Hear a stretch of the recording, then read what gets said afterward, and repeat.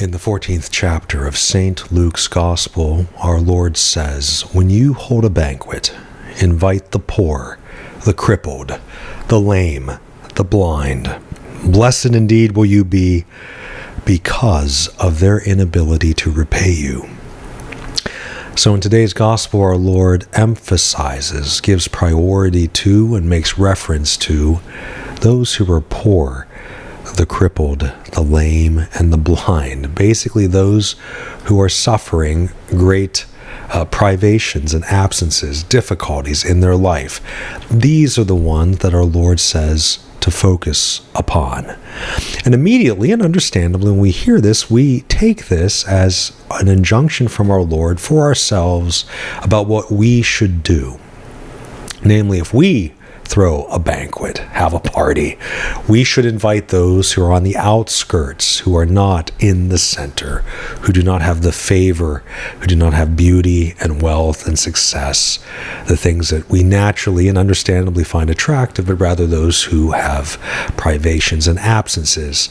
We think, therefore, that we should be deferential to and exercise preferential option for, so to speak, those in less of an ideal situation than we. But of course, our Lord, as in every gospel, reveals himself. And here our Lord reveals himself as the one who does precisely this. Jesus is the one who invites those of us who are poor, those of us who are crippled, those of us who are lame, those of us who are blind. And in the spiritual life, within ourselves, we are all poor, crippled, lame, and blind. And the great banquet, the great feast that Jesus throws is for us. He invites us to himself. He gives himself for us. We are not excluded from the Lord's presence and from his communion, from union with him. And very practically, therefore, when we reframe what our Lord is talking about in reference to himself, then we can see very directly an important implication for the spiritual life. Because when it comes to the spiritual life, our poverty, our blindness, our incapacity is often accentuated. Because when we try to be good, to do the good and holy things, to follow our Lord with intentionality and recollection and deliberateness, we can experience great obstacles to this. And how do we deal with those? We deal with them often by trying to run from them, fight against them, so that we can be with Jesus. Now, the ultimate desire to be with our Lord is good. To dine with our Lord, to feast with our Lord, to share in our Lord's communion, as he talks about in this gospel. That's wonderful. But the steps that we take to enter into union with Jesus at times, and maybe even more than at times, but actually quite often, can be the wrong steps. So let's use an example like prayer. We all know that prayer can be, in our experience, a difficult endeavor. Difficult not because it's arduous, but rather because it is not easy to maintain that focus upon Jesus. Because, as human persons, human creatures, we are easily distracted. We have memories, concerns, preoccupations, frustrations, things that occupy our mind and our reflection. And we've all had the experience of sitting in the chapel, maybe even perhaps before the Blessed Sacrament, and trying earnestly to pray and to focus upon Jesus with consistent, extended intensity.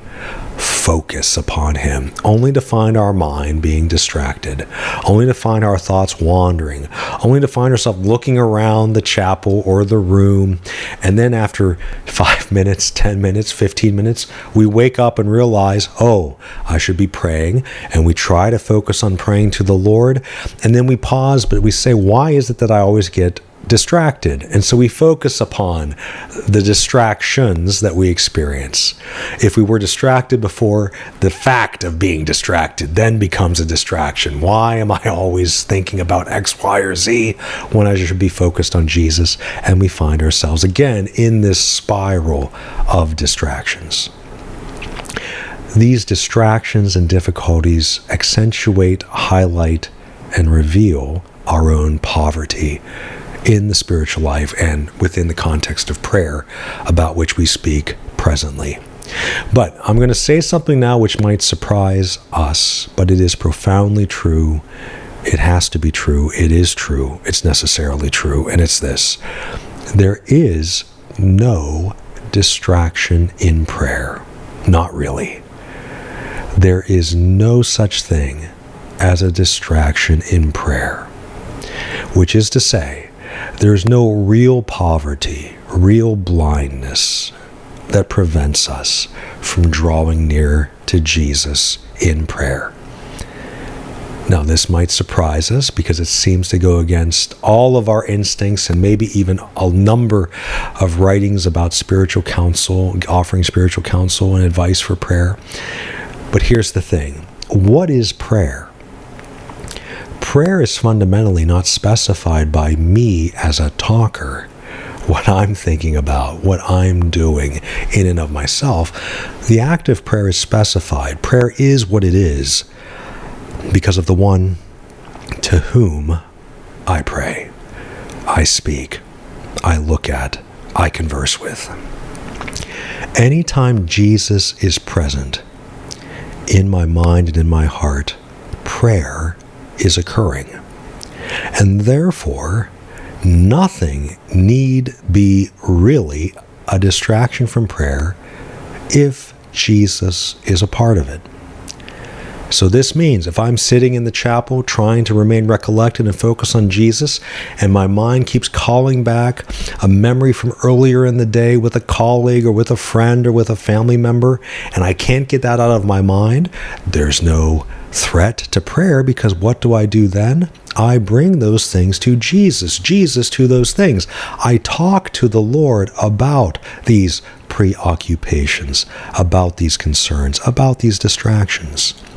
If I find myself hearing a bird chirp outside, some of us are susceptible to distractions with regard to sound, and I'm trying to pray in the chapel and the bird keeps chirping and that's all I can think about, I talk to Jesus about the bird chirping and about the frustration that I feel, because I'd rather be just talking to him.